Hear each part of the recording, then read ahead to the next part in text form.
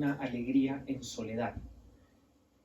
Ese cambio, estoy absolutamente seguro, representa la evolución misma de Susana entre el primer libro y el segundo.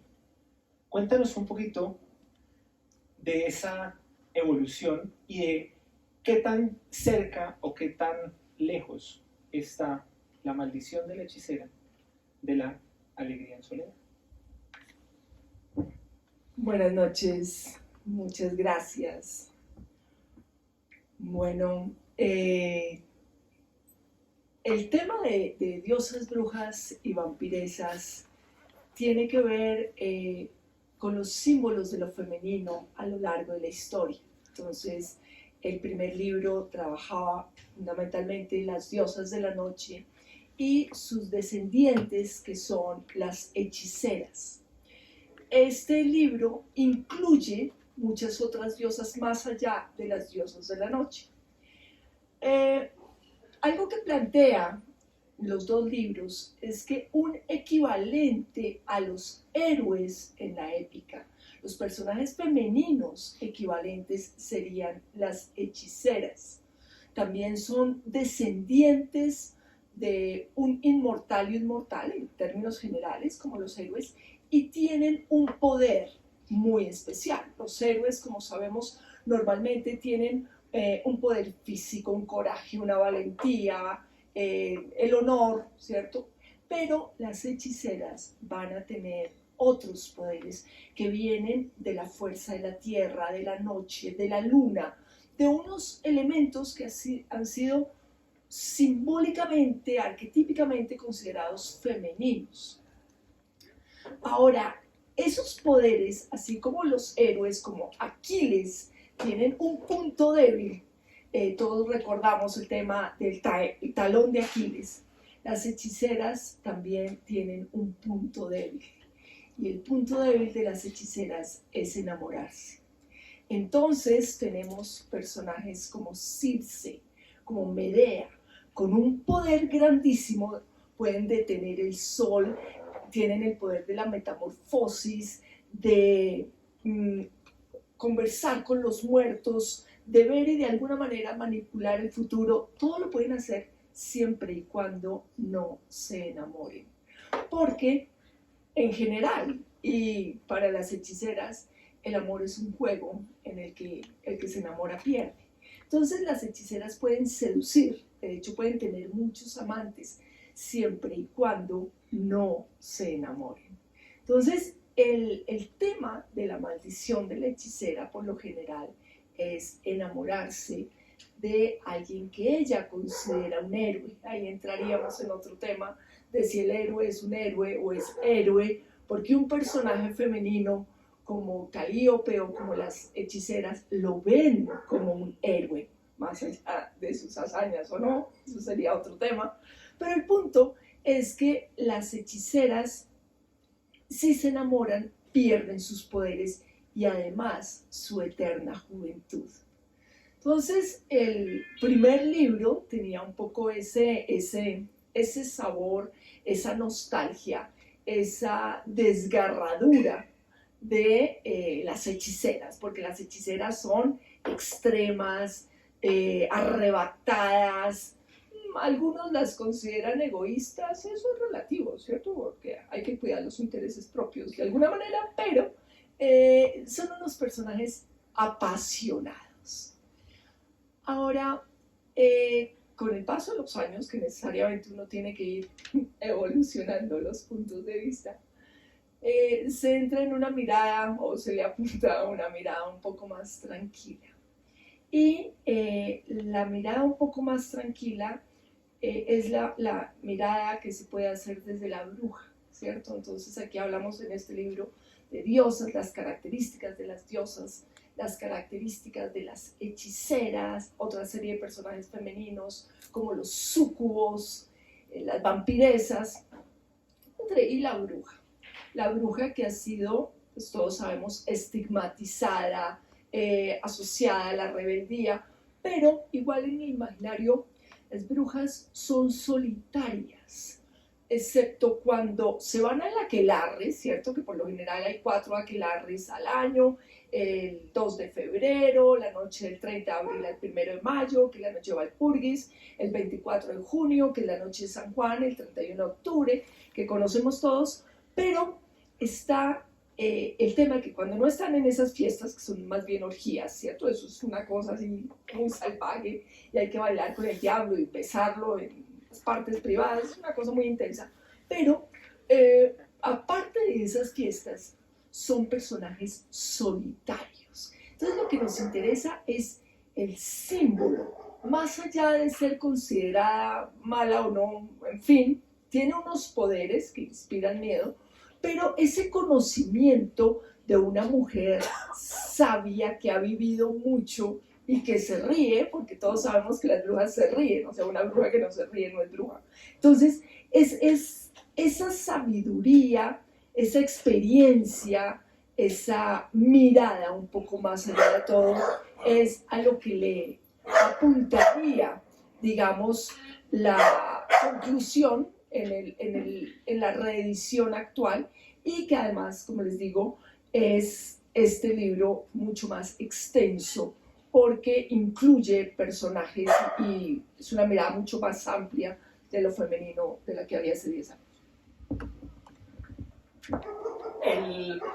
El ser solitario nos pone en una situación actual frente a los procesos individuales y colectivos.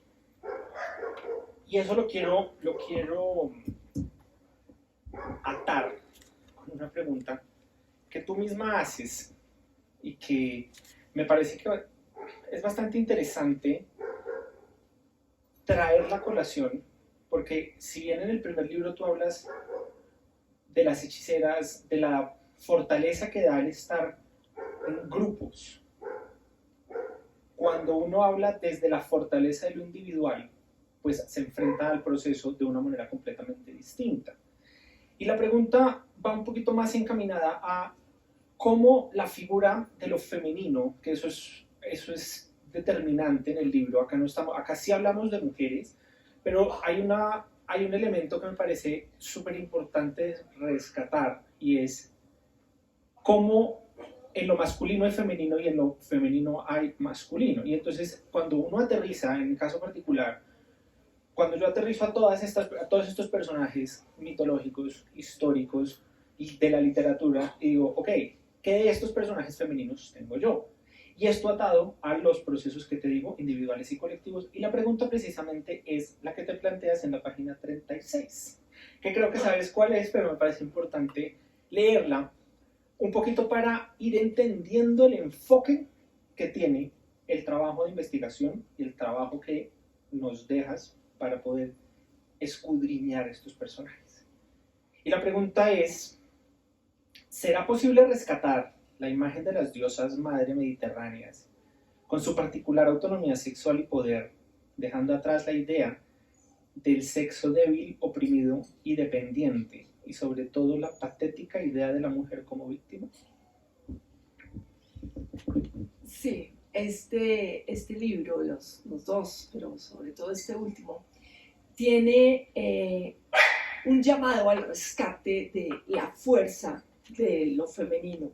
Entonces, el libro actualmente se llama Manifestaciones del Poder Femenino, porque es de alguna manera un recorrido por estos personajes simbólicos, arquetípicos, que vienen desde la antigüedad, que están reflejando el poder que ha tenido lo femenino siempre.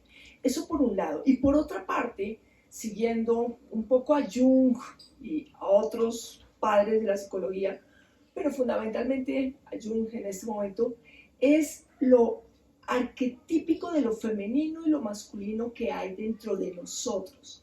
Entonces, por ejemplo, se presentan diosas. Tú me decías que a ti te gusta mucho Atenea, que te identificas con Atenea, como yo me puedo identificar con Hades. Por ejemplo, es posible que tenga muchos elementos en mi personalidad que sean de diosas, porque ese es otro juego interesante que uno puede hacer con la mitología y con los personajes literarios cuando son fuertes, complejos, interesantes, y es que uno se identifica con ellos, se reconoce de alguna manera en estos personajes, pero claramente con los de la mitología griega, sí, y es por su complejidad, por su aspecto profundamente humano.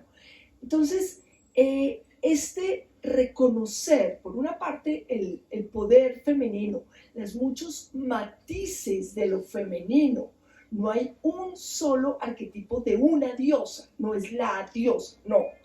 Sí surge de la idea de la gran diosa, de la madre tierra o algo así, pero con la evolución social se va ampliando, se va ramificando. Entonces tenemos diosas como Atenea, como Artemisa, como Hera, como Hestia, como Perséfone, Afrodita, Hera, que representan diferentes aspectos de lo femenino que por demás no solamente están en las mujeres, sino también en los hombres, en diferente escala, ¿sí? Entonces, tanto los personajes masculinos como los femeninos a nivel arquetípico los encontramos dentro de nosotros mismos en diferentes porcentajes, y es muy interesante explorar como parte del conocimiento de nosotros mismos y el conocimiento de las otras personas, identificar un poco esos aspectos o esos arquetipos que podemos encontrar en nosotros o en los demás.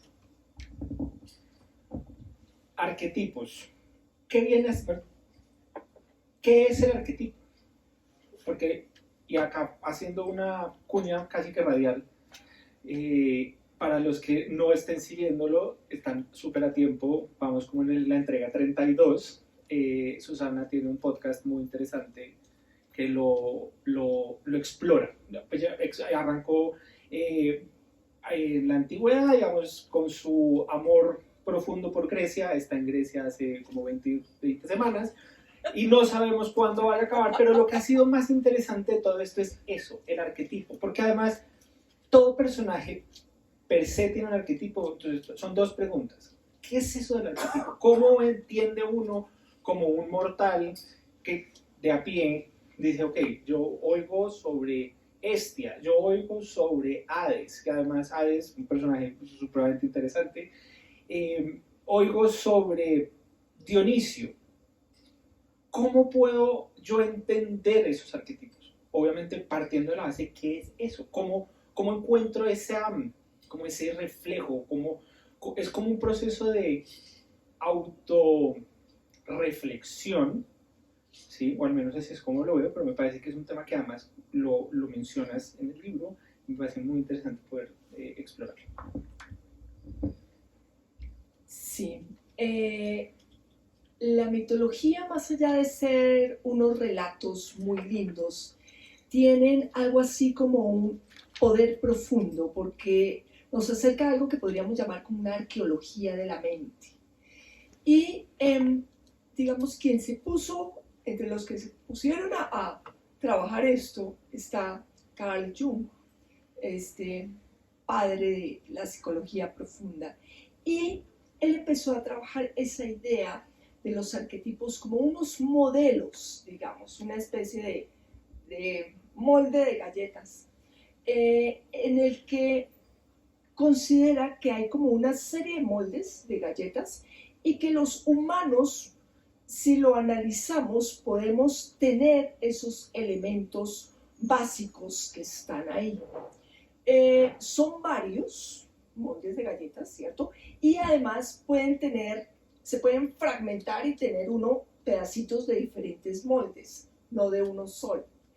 Y según Jung, eso nos sirve para reflexionar sobre nosotros mismos, y además porque están a nivel inconsciente, no es algo que funcione necesariamente racionalmente, aunque en muchas de las terapias actuales que trabajan el tema de los arquetipos como forma de reconocimiento de uno mismo y de sus relaciones con los otros, uno sí puede racionalizar esos comportamientos que tiene y pensar, uy, yo tengo mucho de Dionisio, ¿cierto? me gustan los estados alterados de conciencia y esas búsquedas de esa manera, puedo necesitar un poco más de Apolo, de su racionalidad, de su equilibrio. Es decir, ya a nivel terapéutico, que se está trabajando hoy en día, uno puede hacer consciente cosas, fenómenos que funcionan a nivel inconsciente. Pero entonces los arquetipos sería como esa idea de esos moldes que están ahí, que Jung lo puso, pero que antes de Jung estaban ahí, aunque no se llamaran arquetipos, pero están presentes en la fascinación que siguen despertando los mitos hoy en día. Es decir, si lo pensamos un poco, la mitología griega es la base del arte occidental. Relatos como la Ilíada, la Odisea, ¿cierto? Cuando hablábamos de Ulises, están ahí. Entonces, en este libro de diosas, brujas y vampiresas, cuando hablo de las diosas y hablo de las diosas griegas principales como arquetipos de lo femenino, porque, volviendo al tema de la sociedad actual, a veces se reducen, ¿cierto?, las formas en que se presenta lo femenino y se vuelve un poco pobre esa expresión de lo femenino, porque o es una ama de casa, ¿cierto?, sumisa y tal, que, por ejemplo, era la diosa del matrimonio, sí, es del matrimonio, pero no es sumisa, ¿cierto? O sea, si su esposo Zeus en algún momento está a punto de perder el poder, es por ella, ¿cierto? Otras figuras como Hestia, que es una diosa de la quietud, del silencio, una especie de conexión simbólica con la búsqueda de Oriente, ¿cierto? Porque es una diosa casi meditativa y de trabajo interior, que tú dirías, sí, ella no, casi nadie la conoce, no hay acción, ¿cierto? No es Atenea, pues, que es una guerrera, no es Artemisa, no, esta es quieta, sí, pero a ella se le hacían las primeras ofrendas, aunque fuera a otros dioses, en las ceremonias en general, siempre se reconoce a Hestia como la importancia de la unión familiar, la importancia del hogar. Entonces, hay un tema de reconocimiento de su poder, del poder femenino, que no es necesariamente el poder público, que no es el poder político. Hay otras formas de poder que ha tenido lo femenino siempre y que son, digamos, muy evidentes en la mitología y que vale la pena reflexionar sobre ellas en el mundo de hoy. Me acuerdo que hace un tiempo hablábamos sobre si todo personaje tiene o puede tener su arquetipo.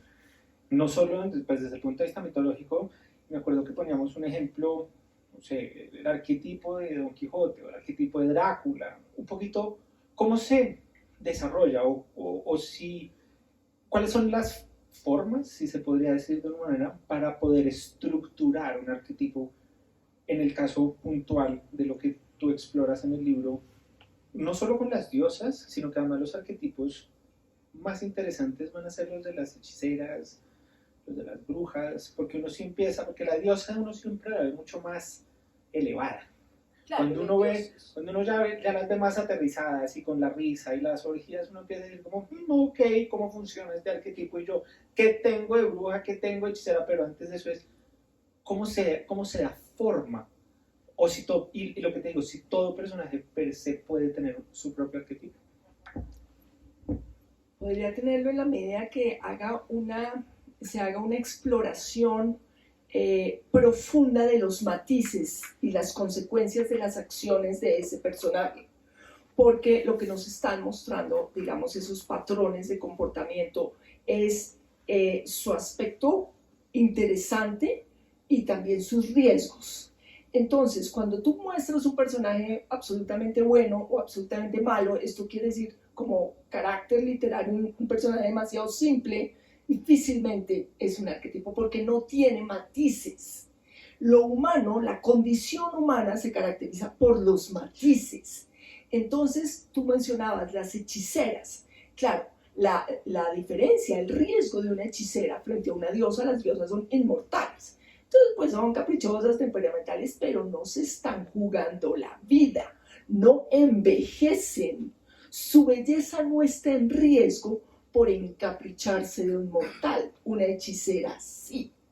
A una hechicera se le va la juventud, se le va la belleza, se le va su poder si se enamora mal. Sí, puede ser apasionada, puede ser arrebatada y eso tiene una respuesta, digamos, en el momento, pero pues unas consecuencias nefastas. Entonces, ¿qué es lo que hacen esos arquetipos? Mostrarnos las posibilidades de las acciones de personalidad y vislumbrar las consecuencias.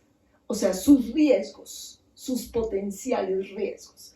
Entonces, eso es ese juego de personalidades, como de modelo de personalidad. Si eres demasiado racional, si eres demasiado apasionada, si eres demasiado, hay obviamente masculinos y femeninos, ¿sí? Pero eso nos muestra esos visos, esas posibilidades que en la tradición que se empieza a dar en la Edad Media con el cristianismo, donde hay personajes buenos y hay personajes malos, se pierde un poco. Entonces, esto solo es posible cuando los personajes son complejos, ¿sí? Atormentados, pero no completamente ni buenos ni malos. Siguiendo un poco con esa línea, me parece interesante, de manera genérica, hablar brevemente de ciertos personajes que aparecen narrados en el libro, pero desde el punto de vista de su propio arquetipo. Entonces hay una que es fascinante por lo mala que es, porque es perversa, que es Ereshkigal. ¿Cuál es el arquetipo de esa diosa? Porque es arrolladora. Desde que uno arranca a leerla, uno se siente como con un tren que se lo llevó por delante a uno. Ereshkigal es un personaje fascinante, es una diosa sumeria y es una diosa de los muertos, porque en el principio, en muchas tradiciones, lo femenino ha estado asociado a la tierra y la tierra pues tiene lo subterráneo y usualmente entierra a los muertos. Entonces ella va a ser la dueña del inframundo. En los sumerios estamos hablando aprox hace 7000 años, estamos hablando de la primera civilización. ¿Qué quiere decir civilización? Fueron los primeros en escribir, ¿cierto? Eso marca ya civilizaciones, la rueda, ¿cierto? Las leyes, bueno. Entonces, Ereshkigal es una diosa. Entonces imagínense, ella está allá debajo, con los muertos, súper estricta, muy neurótica un poco, pero tiene una hermana. Y la hermana es linda y es fashion, ¿sí? Que es Ishtar o Inanna. Y la hermana es la diosa de la vida, de la sexualidad, pero también es arrebatada y es de la guerra. Y en una ocasión, los dioses sumerios hacen una fiesta. Entonces invitan a Ereshkigal, hay que invitar a todos, y ella dice, no, yo estoy muy ocupada, yo tengo que cuidar que los muertos no se salgan. Además es que es muy chévere porque está ese tema que va a conectar con las vampiresas, que es el temor que ha existido siempre en todas las culturas de que los muertos se devuelvan al mundo de los vivos. Es decir, es muy triste que alguien se muera, pero es aterrador si se devuelve del mundo de los muertos, ¿cierto? Entonces, sí, triste, pero porfa, quédate allá. Entonces, eso es grave. Entonces, ella le advierte a los dioses y les dice, no, miren, yo tengo que trabajar. Si yo trabajo mucho, yo no me puedo ir a fiestas como ustedes. Entonces, ella manda un emisario a disculparse, porque eso es muy interesante también, que el protocolo ha existido desde la antigüedad, o sea, hay un emisario que se disculpa. Entonces, llega y hay un dios, para que vean un poco lo de los arquetipos, que es un patán, ¿sí? Es un bully. Entonces está bebiendo, que es el legal, el dios de los muertos, y dice, esta vieja, que es una vieja harta, nunca va a ninguna fiesta, nunca va a nada. Él es el de la guerra, ¿no? Él es el dios de la guerra, un patán total. Bueno, entonces, el emisario, que es un sapo, imagínense, ¿lo ven? Ya se lo van imaginando, entonces esos son los arquetipos. Entonces va y se devuelve y dice, ay, Ereshkigal, pues yo tengo que decirte que Nergal habló mal de ti. Y entonces pues ella se enfurece, como así que habló mal de ti, sí, dijo que tú eras una vieja harta y que no querías ir a la fiesta. Y Ereshkigal se enfurece, le parezco harta. exijo que Nergal venga acá a pedirme disculpas o suelto a los muertos a que se coman los vivos. Entonces, si ustedes piensan, esa imagen de los muertos comiéndose los vivos sigue presente en las películas de hoy, ¿cierto? Los zombies, los vampiros, todo eso, ese temor, de eso estamos hablando, de miedos arquetípicos. Entonces, ese miedo existe. Entonces, los tíos, no, señora, qué pena. Nergal, por favor, va a pedir disculpas. Entonces, Nergal baja, pero además imagínense un patán, ¿cierto? Que lo obligan a pedir disculpas y baja para llegar, ella vivía en el inframundo, ¿cierto? El lugar de los muertos, debajo de la tierra, tenía 7 murallas, cada muralla con un portón, y Nergal tumba las puertas a patadas, eso cada una tenía un guardián, los guardianes salen corriendo, caen las puertas, llega a ver qué es lo que quiere. Ella se había arreglado, estaba suave, linda, maquillada. A Nergal, antes de bajar, le advierte, le dice, mire, usted en el mundo de los muertos no se va a sentar, no va a comer, no va a tomar nada y por favor entienda lo siguiente, le dice Enki a Nergal, no se va a acostar con Nergal. ¿Le quedó claro? Sí, claro, yo entiendo, yo sé manejar todo, a mí no me digan qué tengo que hacer. Listo, perfecto. Entonces llega y ella está arreglada, ¿cierto? Con velos transparentes, le dice, ay, estás cansado, ¿cierto? Ella no dice nada porque le tumbó las 7 puertas, porque pateó los heladores, no, nada. Siéntate. Y él está cansado y la ve tan encantadora, ¿no? Se sienta. Ay, tú quieres tomar algo. Ella lo convence, con encanto lo manipula. La manipulación ha sido un problema no, una habilidad femenina desde siempre. Entonces lo sienta, le dice, le da de comer, le da de tomar, lo emborracha, después de un rato se acuesta con él, duran 8 días acostándose, cuando de pronto él se despierta y dice, ¡ay! Yo no podía hacer nada de esto. Y se levanta y se va pacífico.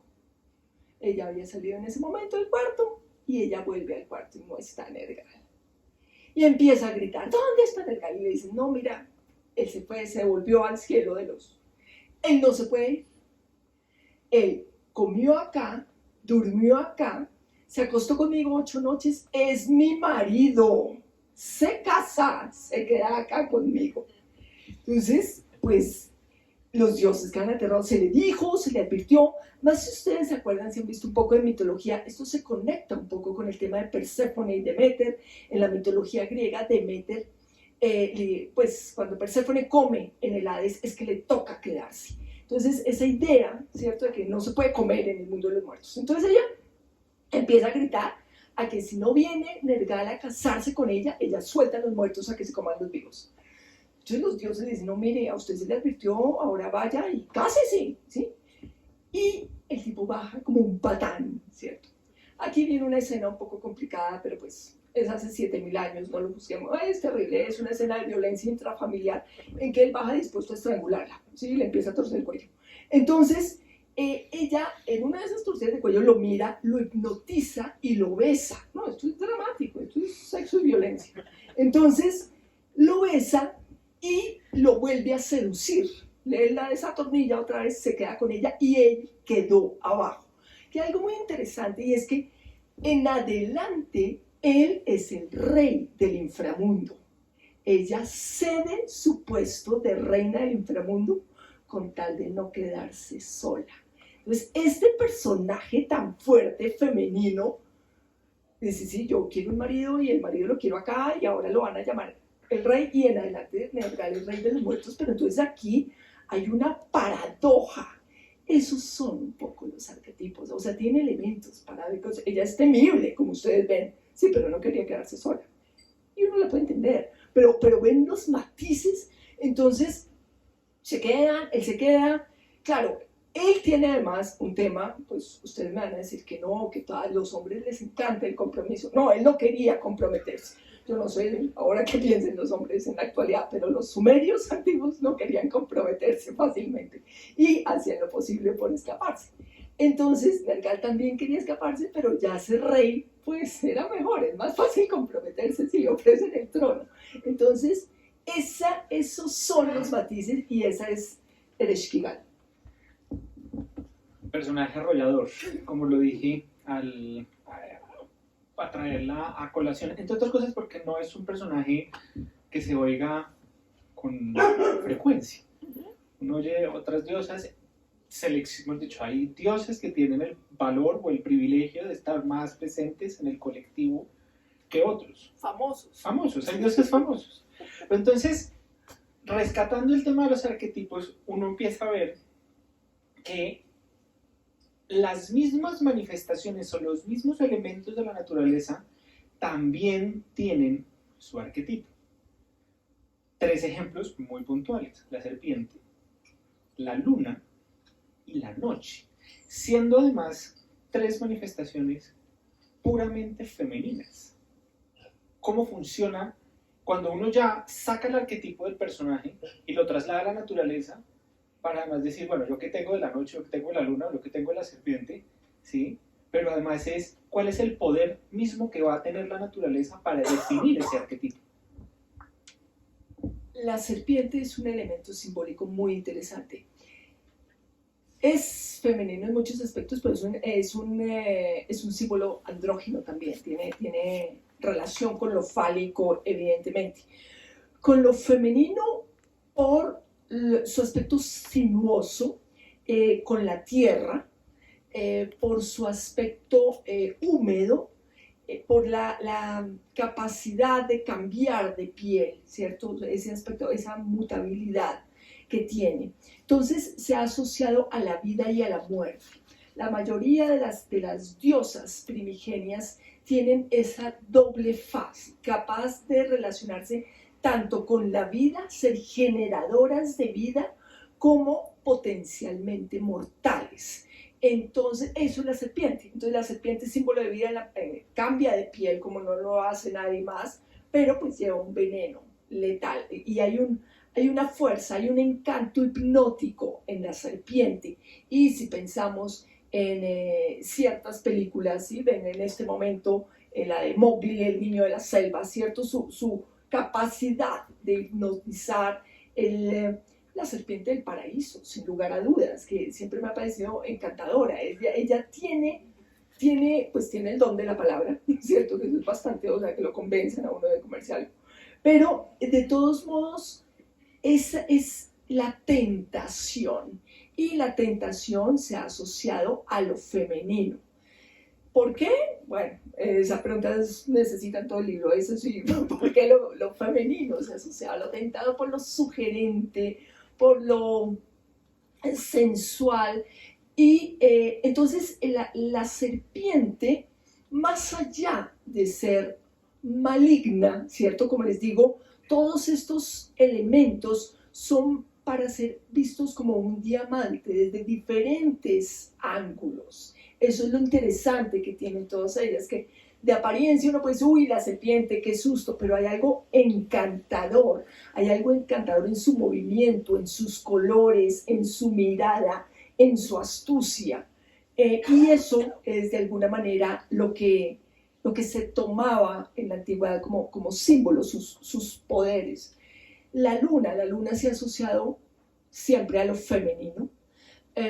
Sus 3 caras, las 3 caras de la luna. Entonces hay muchas diosas, por ejemplo, Artemisa, Selene, Hécate, son diosas de la luna, que representan diferentes caras. Entonces, cada una de ellas representa un aspecto de lo femenino, pero son una sola. Entonces, la luna como elemento simbólico con 3 caras, que representa además nacimiento, madurez, o sea, como momento adulto, el momento ya de la vejez, tiene un símbolo enigmático. Y lo femenino ha estado asociado a lo enigmático por la menstruación, por el embarazo, por el temperamento mismo que se le ha asociado a lo femenino. Y antes de pasar al sincretismo y a esa unión de lo antiguo y de cómo vamos a entrar a la tradición judeocristiana, me parece interesante rescatar un poquito lo que hablábamos ayer justamente, y es el poder de la naturaleza Ayer se nos manifestó Gea fuertemente.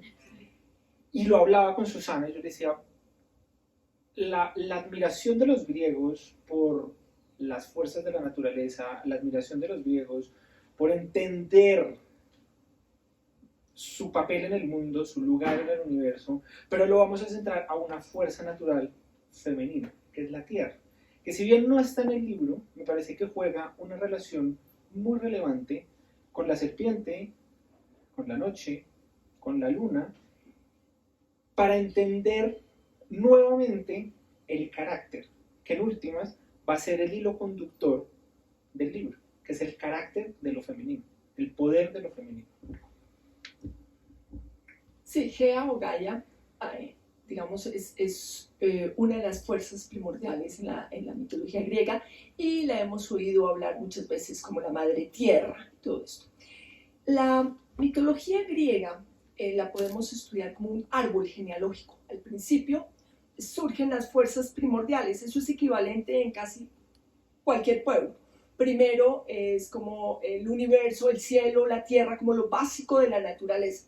El cielo, la tierra, el océano, y ahí, digamos, estas personificaciones van teniendo hijos, y esos hijos son cada vez con más características humanas. Entonces, los más parecidos a los humanos y con, digamos, más arquetípicos son los más jóvenes, los más recientes de los dioses, porque los más antiguos van a ser esencialmente representaciones de esa admiración, temor a las fuerzas de la naturaleza. Entonces, en ese sentido, Gaia o Gea es súper primaria, pero esa fuerza de la tierra la va a tener luego Rea, luego la va a tener Deméter, porque hay una continuidad en ese poder. Eso quiere decir, y todas las diosas femeninas de alguna manera están asociadas a la tierra, Perséfone al inframundo, y digamos el poder continúa. Lo que pasa es que a medida que crece el árbol genealógico de la mitología es como una evolución social y se va volviendo más complejo. Las fuerzas de la naturaleza que representa Gea o Gaia son las fuerzas tónicas y son unas fuerzas generadoras de vida y muerte, y todos los elementos femeninos van a venir de esas fuerzas tónicas, de esa pulsión de vida y muerte. Entonces, Gea está ahí como una fuerza primordial, pero sus descendientes femeninas van a tener algo de esa pulsión, aunque ya tengan más características humanas. Y claro, esa tensión que uno puede ver como en esas películas de Discovery Channel, ¿cierto? De cómo se formó la Tierra, las placas tectónicas, claro, te están mostrando cómo se generó la vida, pero potencialmente son destructivas también. Entonces, esa tensión de la fuerza tónica, que digamos corresponde a la primera parte del libro, esa exploración, se ha asociado a lo femenino. Y un elemento que es verdaderamente sorprendente en el libro es cuando uno le hablan de diosas, uno siempre acude o echa mano de la mitología. Jamás piensa en la religión entendida como la tradición judeocristiana. Y uno de los capítulos más brillantes que tiene el libro, o de los desarrollos más interesantes, es el de la Virgen María, entendida también como un proceso de sincretismo, en donde en el año, pues, partiendo la historia antes y después de Cristo, siglo XII, cuando la Virgen María coge su fuerza y dicen, mejor saquémosla como a la luz y decimos, usémosla como para calmar los ánimos porque la gente está muy asustada con Dios y con Jesús, porque es como el poder maternal, el poder que calma, pero pues eso no sale de la nada, porque nada en la historia sale del sombrero, eso es un proceso evolutivo. Y lo que me llama poderosamente la atención es precisamente entender, y me parece que es relevante traerlo a colación en este conversatorio, es el poder que tiene la Virgen María, pero desligada de Jesús y a la vez desligada de la religión. Suena un poco absurdo, Pero muchas veces, si uno lo ve en Latinoamérica especialmente, hay gente que dice, yo no voy a misa, yo no creo en nada distinto, pero creo en el poder protector de la Virgen. ¿Cómo funciona ese proceso evolutivo? ¿Cómo funciona ese proceso de sincretismo en donde uno dice, pues sacan a una madre protectora, una diosa protectora, que se puede desligar de la tradición completa y casi que se puede volver una diosa autónoma? Bueno, ese tema de la Virgen es bastante interesante porque es otro de los cambios sustanciales de la primera edición a esta, que es esta edición la que tiene ese estudio sobre la Virgen. Y entonces el tema tiene que ver con los elementos de la Virgen que conocemos. Muchos de ellos no son bíblicos, de hecho la mayoría no son bíblicos. En la Biblia hay una referencia a una joven que tuvo a Jesús, punto, poco más o menos, punto.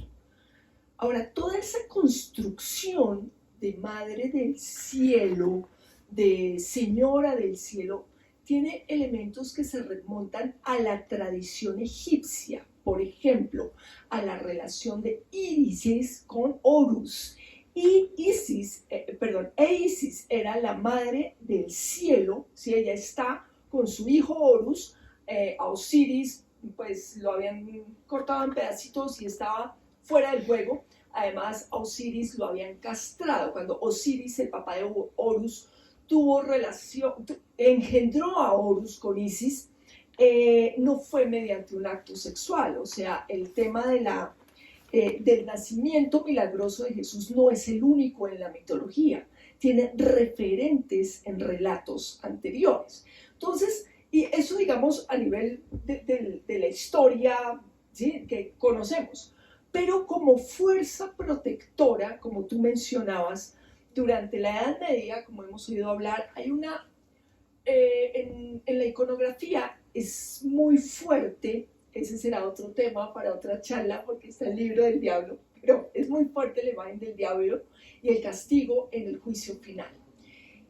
Y la Virgen, que en Bizancio se conoce como la Theotokos, la madre protectora, comienza a ser como más tranquila, más protectora, asusta menos que ese Dios justiciero que está amenazando con un castigo, con un juicio final, con un castigo. Entonces, ella es mucho más protectora, maternal, compasiva, es la de los pobres, los que sufren, y pues obviamente uno quiere más acercarse a ella. El sincretismo, ¿qué es? Es esa fusión cultural. Muchas veces se da por conquistas, como se dio el sincretismo acá en América Latina, pero otras veces volvemos al tema de los arquetipos. Es arquetípico porque la idea de la madre protectora ha estado presente en todas las culturas.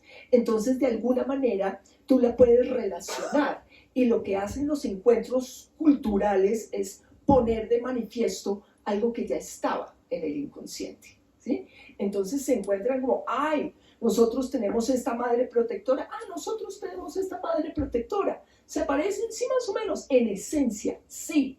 El vestido es distinto, tienen ciertos comportamientos que pueden ser un poco diferentes, pero la esencia se mantiene. Entonces, de eso se trata ese sincretismo. Y acá tú principalmente hablas de la Virgen de la Caridad del Cobre en Cuba, pero la figura de la Virgen uno la va a encontrar no solo en América Latina, sino que además si tú empiezas a echar para Europa, entonces te encuentras con la Virgen de Lourdes, te encuentras con la Virgen de Fátima, la Virgen de Medjugorje. ¿Cuál es esa universalidad de la diosa madre? Entendiendo que sí está ligada necesariamente a la tradición judeocristiana, pero ¿cómo ha logrado ese papel, valga la redundancia, universal, a diferencia de otras diosas madre, diosas protectoras, en otras culturas y en otras manifestaciones, tanto mitológicas como religiosas? Aquí cabe aclarar que mi relación con el concepto de la Virgen ha sido muy complejo. Mucho tiempo estuve yo en terrible desacuerdo con esa imagen porque la consideraba culpable casi, si se puede decir que una imagen es culpable, de la opresión a la mujer en la medida que le ponía unos ideales de virginidad con los que yo no estaba de acuerdo. Entonces, cambiar, ¿cierto? Este proceso a empezar a sospechar que tal vez es un símbolo de poder, que tal vez lo que está mostrando es una manifestación esencial de lo femenino, más allá de que sea virgen o no, además, porque en el libro también trabajo mucho el tema de la virginidad de ciertas diosas. Entonces los griegos tienen 3 diosas vírgenes, Afrodita claramente no lo es, hay otras que son casadas, con hijos, o sea, ese tema pasa a un segundo plano. Nosotros nos hemos rayado el coco con el tema, pero no todas las culturas lo tienen así. Entonces, esa figura es interesante porque refleja un poder compasivo, un poder de convocatoria, un poder que no se da a partir del miedo. Y eso es absolutamente fascinante, porque nosotros estamos acostumbrados a asociar el poder con lo político, con el miedo, con un poder público evidente, que eso muy bien, pero simbólicamente hablando está más asociado a lo masculino, ¿cierto? Mientras que en lo femenino hay un poder muy fuerte, y yo se los digo que tengo mi mamá acá, o sea, el poder de lo femenino, de la madre es algo muy grande, pero no es necesario competir con ese poder tradicionalmente masculino para manifestar el poder. Entonces, la capacidad de albergar, de cuidar, de sostener, de acompañar, que es lo que da la Virgen. Es el motivo por el cual en América Latina la evangelización se dio más, como ustedes pueden vivir, del lado de la Virgen que de la figura de Cristo. Si ustedes van a México, si ustedes van a Perú, Bolivia, Brasil, acá la Virgen de Chiquinquirá es supremamente fuerte. Sí, claro, está el niño del 20 de julio, pero es un niño, ¿sí? Que no, o sea, de alguna manera es un niño que debe tener una mamá por algún lado, ¿sí? Es un niño chiquito. Entonces es esa búsqueda de lo que es mucho más comprensivo de lo humano. Y esa, digamos, el reconocimiento de ese poder femenino que no tiene que ver con lo guerrero, sino con lo amoroso, compasivo, es algo que me parece muy interesante de esa figura de la Virgen y que en ella está, digamos, particularmente evidenciado, porque ella es protectora de los pobres, es la misericordia, ¿cierto? Los atributos que se le dan, por lo general es de la misericordia, de la protección de los pobres, ¿cierto? De los que sufren, y eso es una forma de poder. Populista, tú dirías, pero poder al fin y al cabo. Y dejando de lado la bondad y la compasión, pues no podemos dejar de lado ni a las hechiceras, ni a las brujas, ni a las vampiresas. Que me parece que es como esa distinción tan marcada con las diosas, que las diosas son temperamentales, pero las diosas de una o de otra manera no tienen una connotación negativa. Por más que sean temperamentales, pero no tienen una connotación negativa, como sí la tienen las hechiceras, como sí la tienen las brujas y como sí la tienen las vampiresas. Exploremos un poquito ese tema. Hay una diferencia entre hechicera y bruja. Las hechiceras están en todo el mundo, por decirlo así. Son aquellas mujeres a las que se les ha creído que tienen poderes sobre la naturaleza, sobre los vientos, sobre las plantas, hacen pociones, curan enfermos, pero también hacen bebedizos de amor, amarres y cosas así. ellas se dice que tienen la capacidad de volar, de metamorfosear los muertos, de metamorfosearse en animales, de comunicarse con los muertos. Son poderosas, su poder inspira miedo. Malvadas, pues ellas tienen su poder, ¿no? Y su poder no es racional ni la fuerza física, es otro poder que puede asustar, pero no son necesariamente asociadas con el mal como sí lo son las brujas, porque las brujas corresponden a un periodo histórico en el que se creyó que existían unas mujeres que hacían pacto con el diablo, acostándose con el diablo, era un pacto sexual, además todo esto tenía el tema de las orgías y todas esas cosas. Entonces, las brujas sí son pues malas en la medida que son amantes de Satán, ¿no? Por lo menos eso se creía. Entonces hay una diferencia, pero hay otra diferencia muy interesante. Las hechiceras son lindas, a las brujas se las pinta feas. Si ustedes piensan en la bruja de Blancanieves, pues era linda porque era la reina que era más bonita que Blancanieves. Ahora hay una cantidad de memes sobre eso, no sé si lo han visto, lo muestran a la mamá de Blancanieves, mucho más linda que Blancanieves como toda simplona, ¿cierto? Ella como que no, y la otra es hiper sexy, ¿cierto? Entonces fue fatal. Pero la bruja, como la tenemos en el imaginario, tiene verrugas, se ríe, está vieja, pero con sueños o con un flashback de que se va a volver joven, ¿cierto? Con la ilusión de la juventud, la belleza y la seducción. Entonces, pero sí, claramente se acusaba de brujería a unas mujeres, era porque se creía que se habían acostado con el diablo o algún demonio. Ahí hay una relación con la maldad. Las vampiresas son fascinantes, ellas vienen de los súcubos. Los súcubos, ese es otro relato que me encanta, toca contarlo.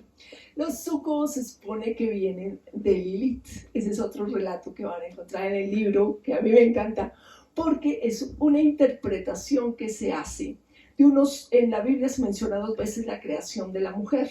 Entonces algunos estudiosos antiguos determinaron que debieron hacer Dios 2 mujeres, y la primera fue Lilith.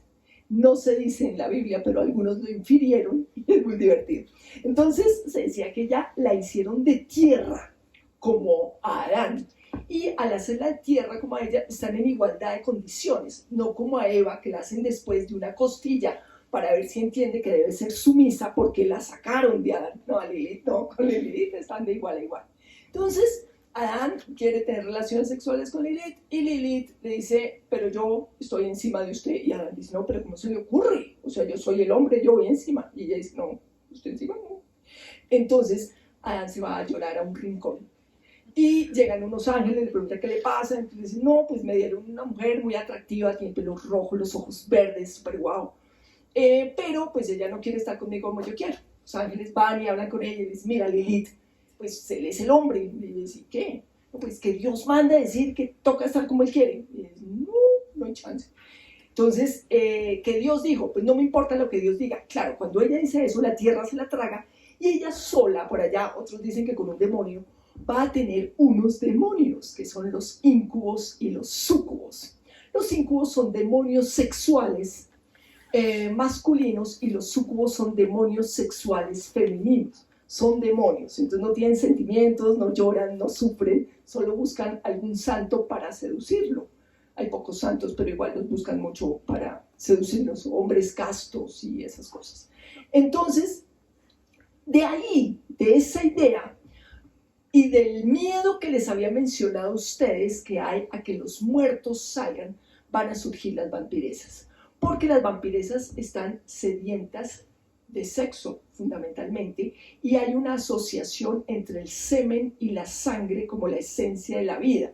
Entonces, ellas tienen relaciones, los súcubos, y si ustedes vieron la película de Drácula de Francis Ford Coppola, que salen unos vampiresas, súcubos, entonces lo van a agotar sexualmente.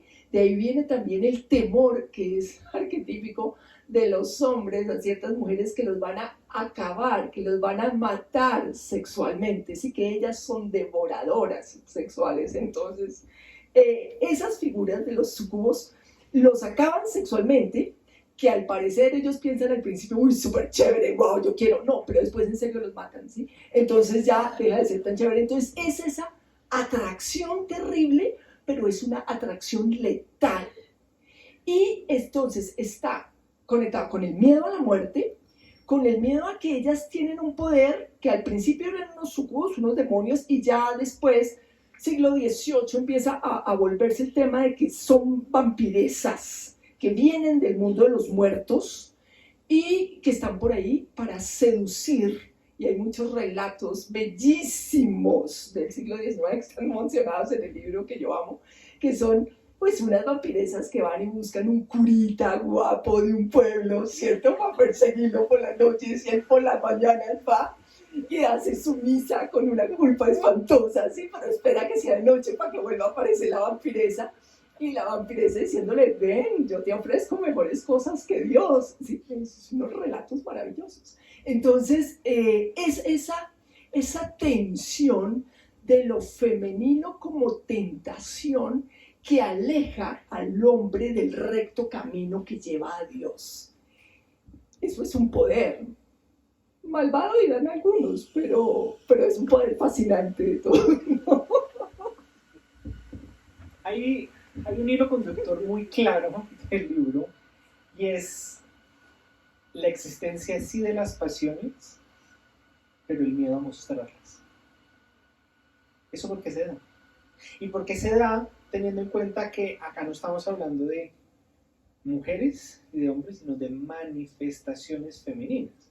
O sea, el mostrar las pasiones o el miedo a mostrarlas forzosamente también va a estar presente en las manifestaciones femeninas que tengan los hombres. Entonces, ¿por qué se da ese temor? ¿Debilidad? ¿Angustia? ¿Por qué se da? Y se da desde las diosas más fuertes, porque les daba su angustia, pero lo terminan mostrando como por los laditos. Las hechiceras es mucho más evidente. Las brujas, como que a veces dicen nosotros no sentimos nada solo por Satanás, y las vampiresas como seducir, pero el temor está presente. ¿Por qué?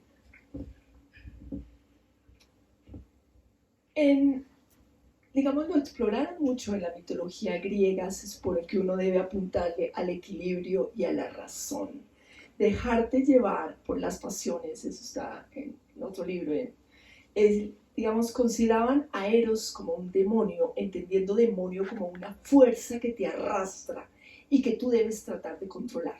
Entonces, la mitología griega, que está asociada a los valores sociales de la época, está planteando que tú le debes buscar al equilibrio, ¿cierto? Soprocine, el equilibrio. Y es esa lucha interna, porque si se te van las pasiones y eres una hechicera desatada como Medea, ¿cierto? Que yo la entiendo, o sea, el tipo se fue con otra, más joven, o sea, acabemos con todo. Yo puedo entender el impulso, pero, pues no, ¿cierto? No está bien lo que hizo, pero te permite vislumbrar a dónde te llevan los extremos. Eso es lo interesante de la mitología, de la buena literatura, que te permite vislumbrar dónde te llevan los extremos si los dejas sueltos. Entonces, no, siempre va a ser una tragedia espantosa. Entonces, no, esto va a acabar mal. Tú debes tratar de regular las emociones. Por eso también soy profesora de mindfulness. Un intento desesperado por regular las emociones después de años de hechicería. Entonces, es eso, es como, no, a ver, contengámonos, porque la desmesura, o sea, es arrebatadora y en los humanos es prácticamente letal. Los dioses son inmortales. Entonces es este juego de que puedes explorar lo que es interesante. Y para ir cerrando y para dar la opción a las personas que tengan preguntas y las puedan hacer con toda tranquilidad. Al final del libro me di cuenta de algo que es verdaderamente interesante, pero además que de una u otra manera también te va definiendo a ti, y es los hombres hablando de mujeres, las fuentes. Tenemos a Robert Graves, pues hay muchísimas, realmente la bibliografía es bastante vasta, pero me parece interesante traer a colación a Robert Graves, a Ovidio, a Jung, del que ya hablaste, Homero, Calvino, Eurípides, Horacio, latinos, tenemos griegos, tenemos siglo XIX, los poetas malditos. ¿Cómo fue todo ese proceso de investigación de tener fuentes masculinas para hablar de las pasiones femeninas, los arquetipos, el sincretismo, la virgen? Todo lo que hablamos en este conversatorio tiene origen en escritores masculinos. ¿Cómo fue todo ese proceso? Y también la selección, y por qué especialmente Graves y Jung son tan importantes para ti. Sí, otro de los cambios que tiene el primero que el segundo libro, que me gusta más el segundo, es que ya hay fuentes femeninas. Entonces está una psicoanalista que a mí me parece interesante, que es Jean Shinoda Bolen, que ella trabaja los arquetipos en la mitología. De hecho está viva y los trabaja en la actualidad, y hace terapias a partir de arquetipos mitológicos, y tiene esa mirada que me parecía muy interesante de lo femenino por una mujer. No es que sea necesariamente algo que yo esté buscando, porque como tú lo dices, pues las fuentes primarias, si son masculinas, pues son las que son, pero sí es interesante, y además es interesante también porque ella reconoce ese lado extremo, peligroso, arrebatado de lo femenino. Muchas veces se está diciendo que se consideran arrebatadas porque era un hombre el que las estaba contando, ¿no? Pero cuando las mujeres las analizamos pensamos, sí, y además yo cuando las miro pienso, sí, yo sé que puede que no esté bien hecho, pero entenderla, pues yo la entiendo un poco, ¿sí? O sea, hay algo muy profundo, obvio que uno puede tener que, si quiere, regularlo, pero sí me identifico. Y es que conectando con una pregunta anterior, ha caído sobre la historia femenina un peso muy grave de tener que ser dulce y buena. Yo tengo cara de niña buena, ¿cierto, mami? Pero de todos modos hay algo en eso que no es agradable, que es un peso muy terrible. No siempre soy dulce y buena, ¿sí? Y esos personajes que no lo son y que reflejan que no lo son, tienen una verdad profunda que va más allá de que las mire un hombre o no las mire un hombre. Aquí vuelvo a conectar con las fuentes. La fuente, sí, es Homero, pero pues Homero puede que haya existido o puede que no haya existido. Las fuentes clásicas no son de autores específicos en el sentido de que ellos recopilaban la tradición colectiva. Lo que ellos hacen es transcribir un sentimiento popular, no sus propios miedos. Entonces están recogiendo un sentir, pero un sentir de todo el mundo, ¿cierto? Y eso le da gran parte de su fuerza. Entonces, lo que tiene interesante la mitología es eso, es que no tiene un autor. O sea, Homero en realidad no es el autor de la Ilíada. Él se sentó y copió algo que ya venía por lo menos 400 años contándose, porque la guerra de Troya fue 400 años antes, más o menos, que viviera Homero. Entonces, lo que está haciendo es transcribiendo algo que se cuenta, como cuando uno se pone a transcribir las historias populares. Eso tienen esas fuentes. Sí, claro, hay personajes masculinos, pero como te digo, más que autores, son transcriptores de una tradición colectiva. Ahora, Robert Graves, que como sabes me encanta, tiene un don especial y un profundo estudio de lo femenino. Él tiene un libro que se llama La diosa blanca. Y antes de él, o más o menos por la época, estaba Elena Blavatsky trabajando ciertos elementos, el velo de Isis, elementos de lo femenino, pero él hace un estudio de esa fuerza de lo femenino a principios del siglo XX. Entonces, trascendiendo el hecho de que sean hombres o mujeres, son personajes que se dedicaron con toda su buena fe, toda su voluntad y su pasión a estudiar estos fenómenos de lo femenino a lo largo de la historia.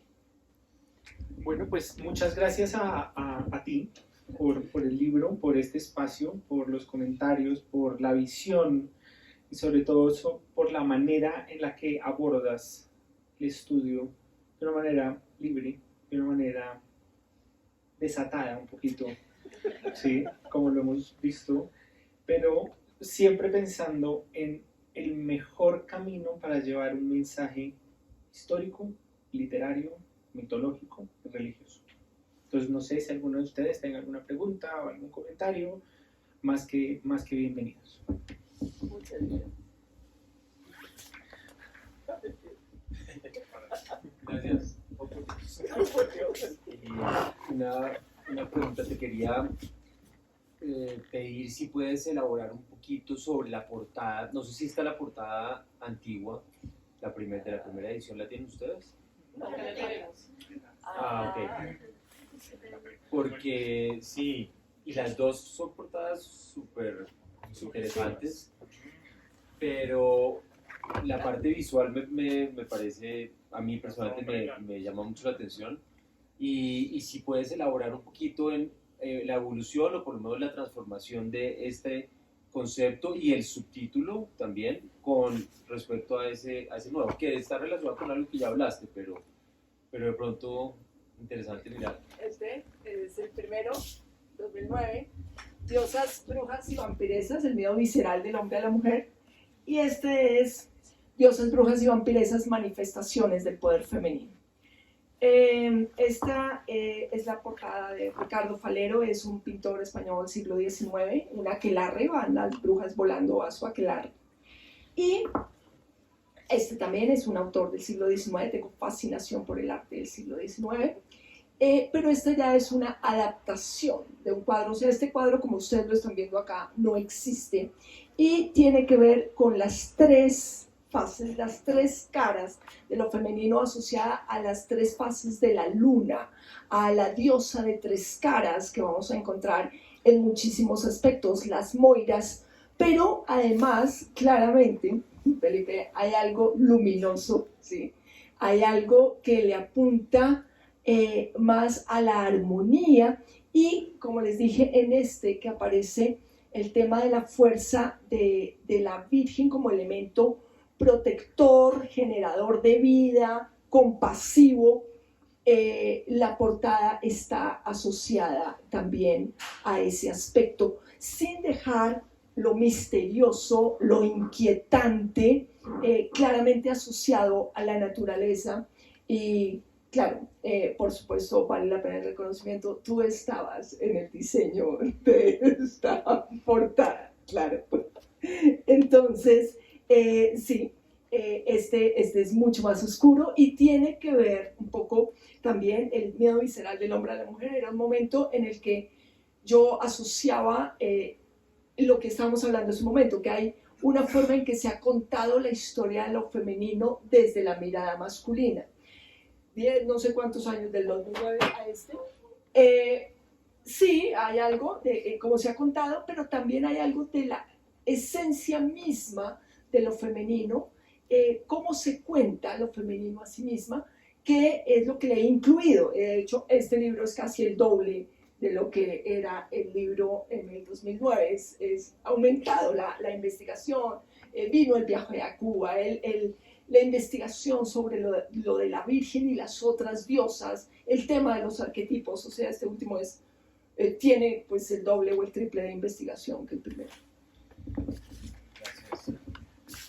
Gracias. Yo interpreto como una especie de evolución pasando de las diosas a las hechiceras. Sí. Pero hoy en día, pues veo que hay de todo, ¿no? Pero hoy en día, ¿cuál sería la evolución de la hechicera o cómo prevés que vaya a ser la evolución de la hechicera? Eso es muy interesante porque también conectado con algo que hablaba con Rafa hace un momento, tiene que ver con la reflexión individual que cada individuo, repitiendo, tiene de sí mismo. Hoy en día hay muchas manifestaciones colectivas, tocaría leer el libro, lo colectivo se asocia, por ejemplo, con Artemisa, es un arquetipo de lo femenino en colectivo. La bruja es mucho más individual.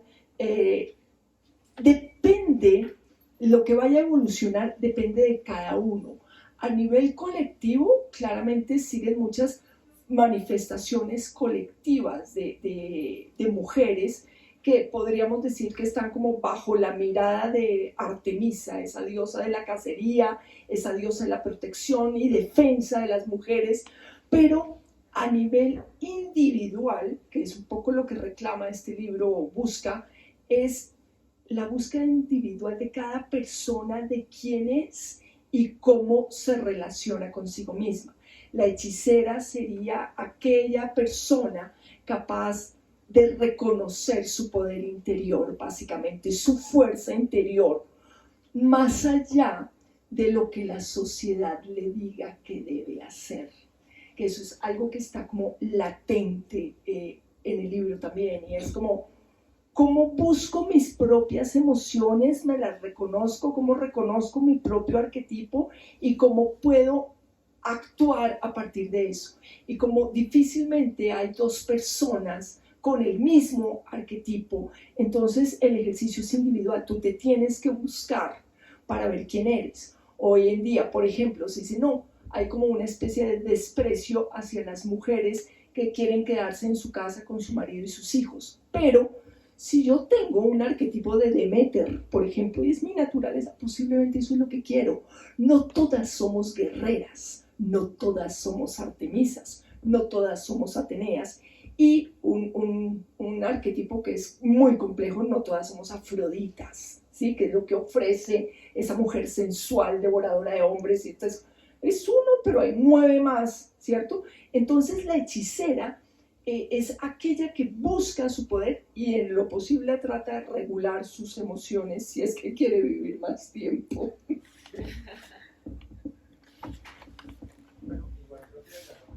Sí. No sé qué tan bien voy a poder articular la pregunta, pero has hablado muchos arquetipos y también como de lo que decías al inicio de la caída o el punto débil de la hechicera, de la diosa y la bruja es el amor y es enamorarse. ¿Cuál es la visión histórica y mitológica de una mujer que ama a una mujer? Es la misma, o sea, porque aquí estamos hablando de elementos internos, ¿sí? Entonces, lo femenino, digamos, es algo que está tanto en hombres como en mujeres, igual que lo masculino. Entonces, en el momento en que alguien está enamorado y ese amor va más allá de lo racional, digamos, la invade de tal manera que le impide pensar bien, y aquí voy a volver a lo simbólico, y se ha asociado tradicionalmente que la razón y el equilibrio están del lado de lo simbólicamente masculino. Entonces, en ese caso, de todos modos, aquel que se siente demasiado arrastrado por el enamoramiento es quien va a estar más en riesgo. Eso suena muy simple, pero digamos lo que se ha mostrado a nivel histórico, ¿sí? Los poemas de Safo, por decirte algo, que debe haber alguno en el poema, es eso, o sea, yo estoy bien siempre y cuando no sean mis emociones las que están en riesgo, pero si se le van demasiado las emociones por otra mujer, por un hombre, ahí es donde empieza ese problema. Y ese aspecto débil, ese aspecto femenino, lo puede tener también un hombre, ¿sí? Entonces, si un hombre siente que se le está desbordando lo pasional a nivel doloroso, está simbólicamente entrando en ese espacio posiblemente de lo femenino, aunque esto sería una conversación muy larga. Apolo tiene ese problema también, ¿cierto? Pero entonces Apolo es más bien porque no logra encajar lo racional dentro de lo emocional, entonces se dan otros juegos. Sí, sería más complejo, pero es más o menos así. Sí. ¿Alguna otra pregunta? Muchas gracias, de verdad para mí es muy emocionante que ustedes estén acá y que les parezca interesante venir a oír sobre estos temas. Muchísimas, muchísimas gracias por venir esta tarde.